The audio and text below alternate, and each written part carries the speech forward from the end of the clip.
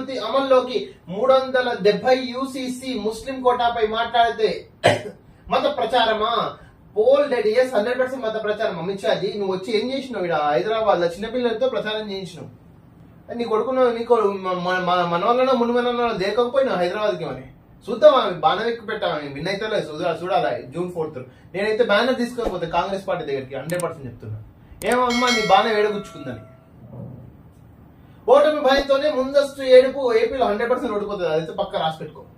ఏపీలో కూటమి తెప్పిస్తాం, అక్కడ 17 ఎంపీ స్థానాలు గెలుస్తాం, కేరళలో ఖాతా తెరుస్తాం. కేంద్ర హోంమంత్రి అమిత్ షా స్పష్టీకరణ. ద్వితీయ శ్రేణి పౌరులుగా మెజారిటీ వర్గాలు.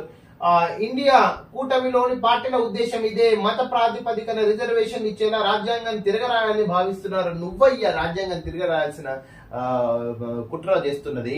మధ్యప్రదేశ్ ఎంపీ చెప్పలేదా బీజేపీకి 400 సీట్లు వస్తే రాజ్యాంగాన్ని మొత్తం చేంజ్ చేస్తామని?